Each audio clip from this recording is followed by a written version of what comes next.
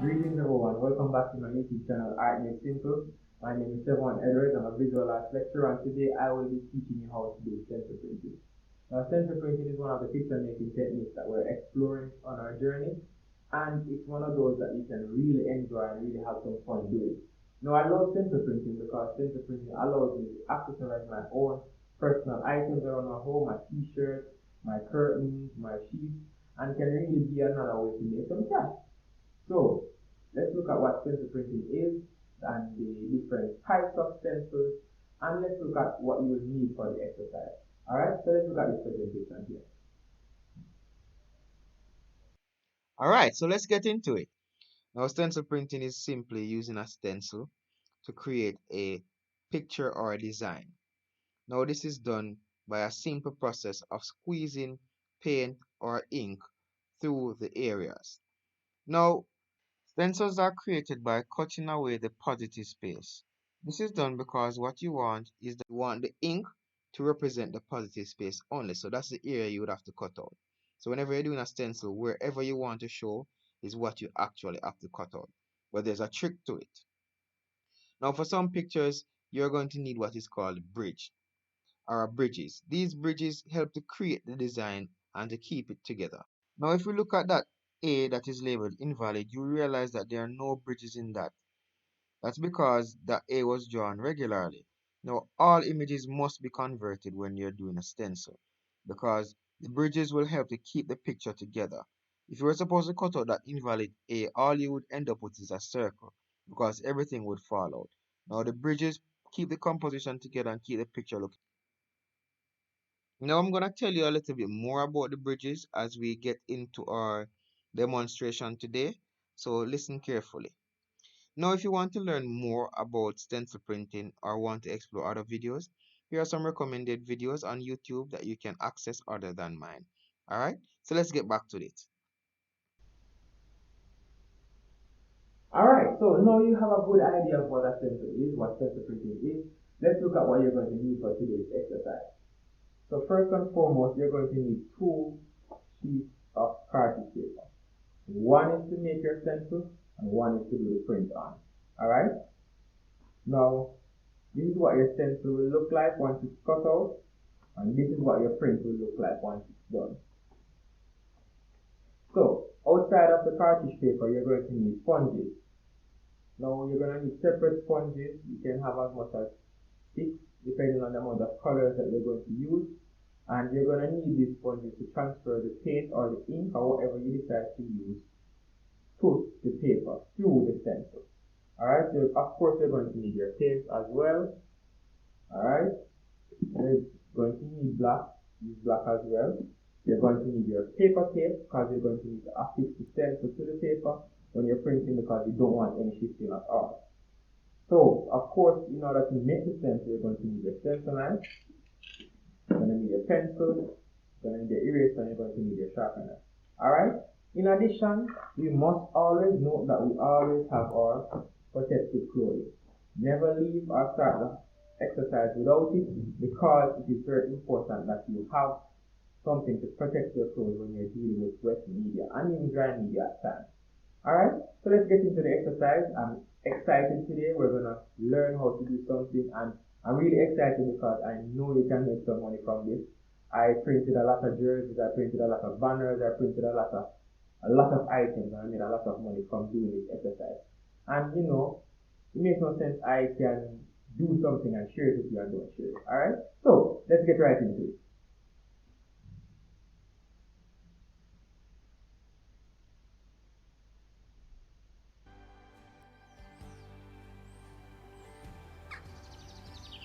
Alright, so the first step is to start to design your stencil.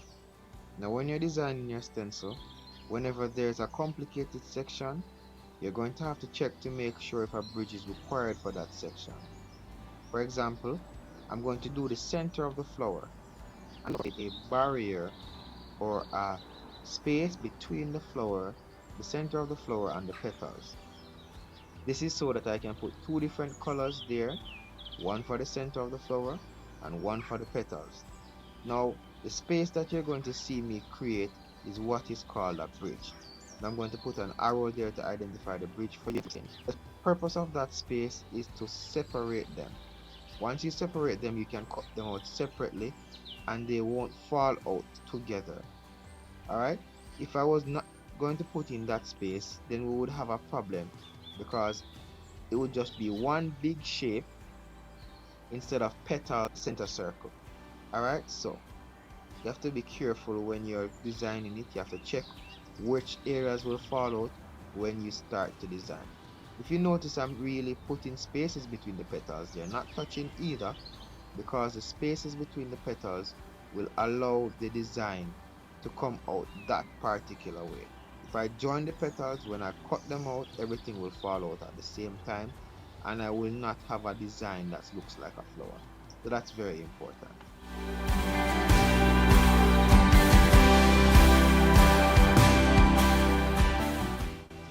I had to leave it separate because I wanted that area to have a different color from the petals as well as the center of the flower, as well as I don't want it to fall out. If you notice, even the section for the vein of the plant, I'm leaving that section with a gap as well, and the leaf is not touching the plant. So I'm not connecting anything in the image because I need the bridges to remain so that they can show me the safe areas to cut.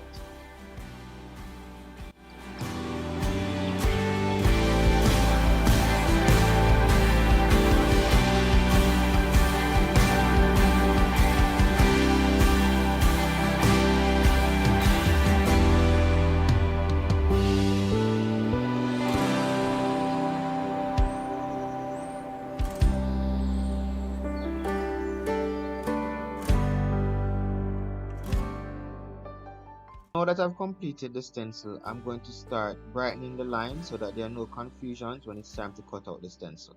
And I can see exactly what to do.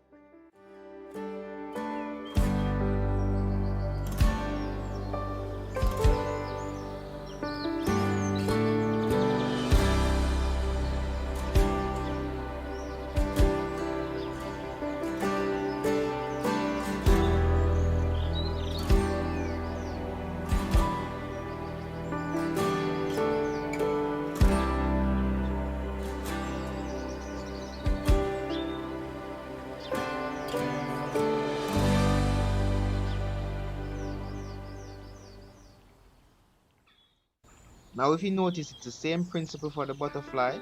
The butterfly wings are not touching the butterfly's body, as well as I separated the top section of the wing from the bottom section. This is so that I can apply different colors and get the shape of the butterfly coming out.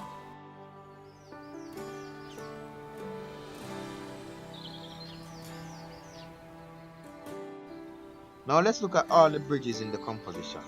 You would realize that there are a number of bridges in this composition because I want to show you exactly how important it is to separate the elements.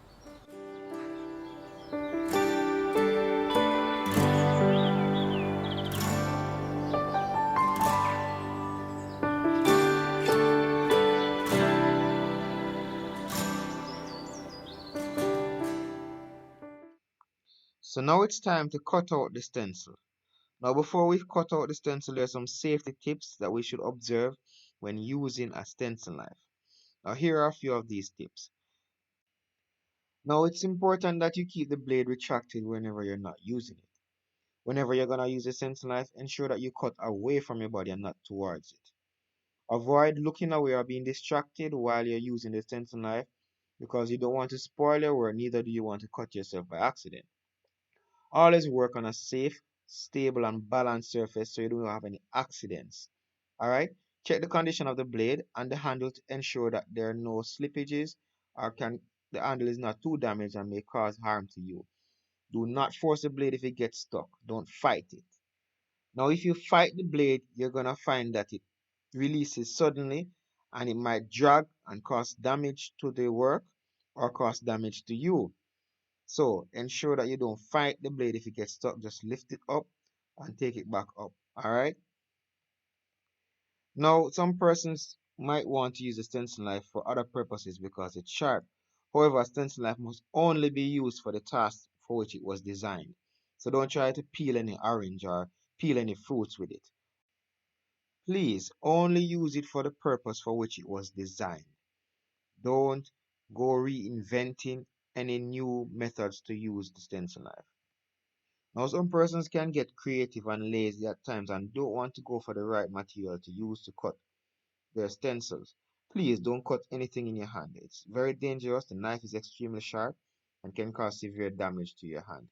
If the knife is falling, I know sometimes it's reflex to try to catch it, but do not try to catch it. Step back quickly and allow it to fall because it can damage your feet as well. So you have to just be very careful. Don't hold it by the blade.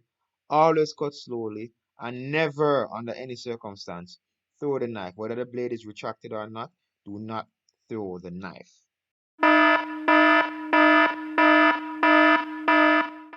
Alright, so if you're a child, this is the part of the video where you run to get an adult to supervise you. It is very important that you have an adult to supervise you because when you're using a knife, it's extremely dangerous and you can be harmed. Alright, so leave the video, go get an adult, and come back and we can continue watching. Alright, now let's continue, everyone. Now when you're using the blade, you don't want the blade to be out too long. You want it to have a decent short length so that you can control the blade better and you'll have less slippage and the blade will be a lot less wobbly.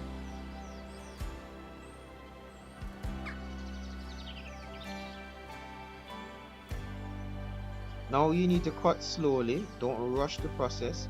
Ensure that you get all your corners clean and nice, because if you don't get the corners, you'll have those little annoying pieces of paper holding on for dear life and not releasing. So ensure that you cut right through thoroughly.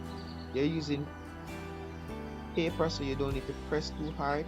Just try to move as slow as possible, manipulate the blade and keep it under control.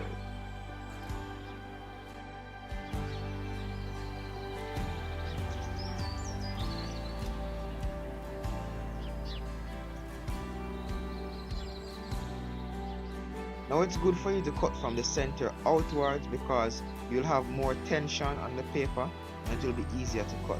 Because if you cut from the outside inwards, it will become fragile early and you might find the stencil starting to tear. So try to cut from the inside outwards.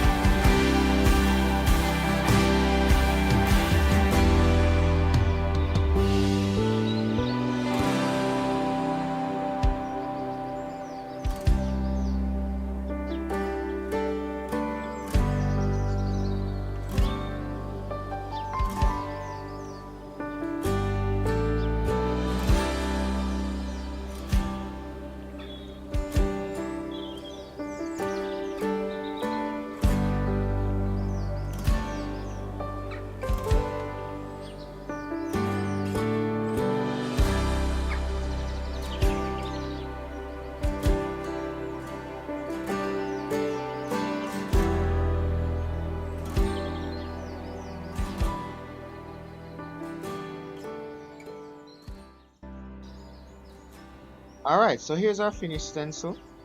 This is what it will look like. If you notice, the pattern is already showing with the background color that I have there for the mat. So it's time to add our color. So let's get into it.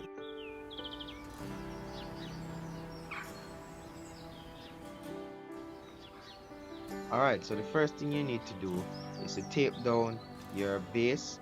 That is what you will be printing on, to ensure that there's no shifting once you start printing. Alright, the next thing you need to organize your colors. If you notice, I'm using the primary colors, and I'll use 2 spots of yellow. That's because I'm going to mix it with the blue to make green. Alright, so you get your sponges, get all the equipment down, and let's get started with the printing. Now this part is very critical. You don't want to rush it. You want to do it in a timely manner, because you don't want what is called bleeding to occur. Alright, bleeding is when you apply too much paint to the area on the stencil and it runs underneath the stencil or seeps underneath the stencil, and you don't get a sharp quality print. Now we don't want that happening for your print. Alright, so print in a timely manner. Tape down your stencil on the paper after you have taped it down, and ensure that there's no shifting. Take your time, do not rush.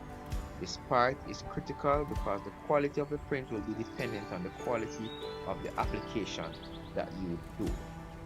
Alright, so watch the steps that I take, watch the methods that I use, and try to mimic it for your printing.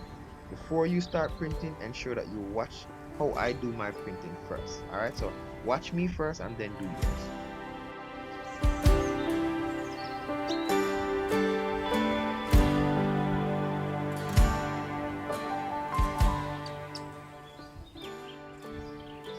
Now if you notice, before I apply the ink to the paper, I tap it a few times first to ensure that I remove the excess and it is evenly distributed on the face of the sponge.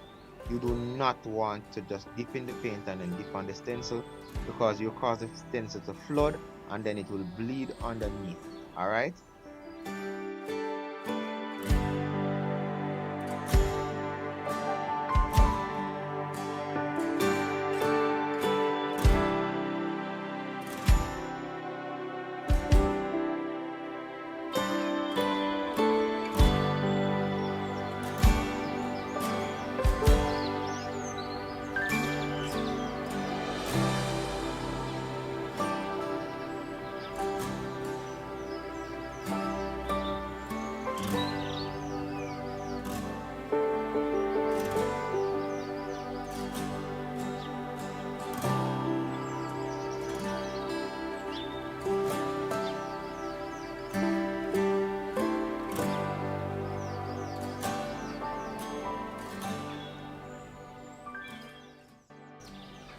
Now whenever you're doing a stencil print that requires multiple colors, you have to be very careful of how you apply these colors. You don't want the colors to mix or go where they're not supposed to, so you have to take your time and be gentle and careful. If you need to cut the sponge smaller, do that. Whatever makes it easier, whatever makes you more comfortable. Now when a stencil bleeds, it's when the ink runs underneath it. When it runs underneath it, you're gonna get a quality print that is not so clean and not so pretty, like this one here. You're gonna see the areas or the edges not so sharp and running and looking smudgy. You don't want that. Alright?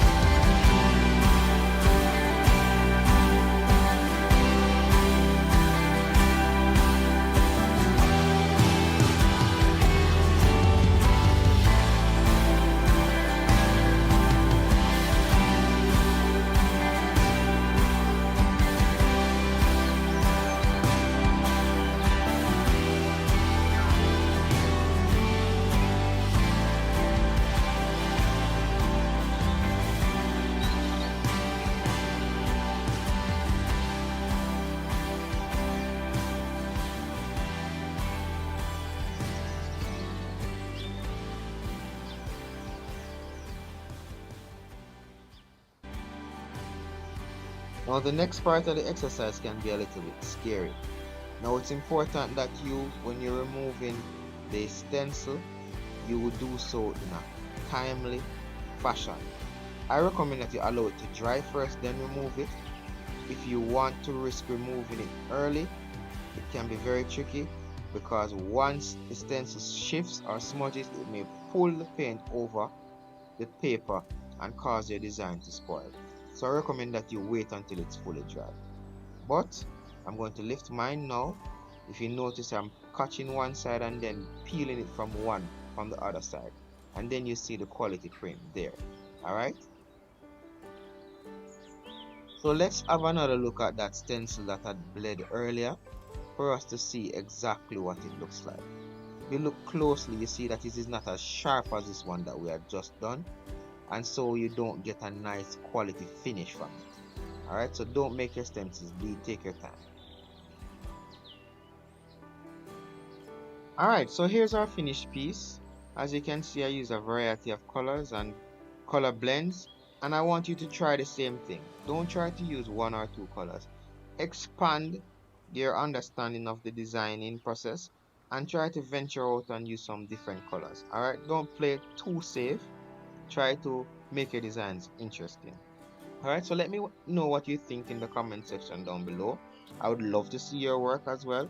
So please feel free to send them to me on WhatsApp or via email at chevronedwards@gmail.com. Okay, so that's basically it. You've just created your own stencil, you've just created your own stencil print, and we are rearing and ready to get in that market and start making some money. Now, stencil printing is closely related to screen printing. I will teach you about that at a later date, but for now, keep exploring your stencils, keep exploring your designs, and try to make some money from it. Have some fun doing it, and I hope you enjoyed the exercise today. Alright, till next time, have a good one. Bye.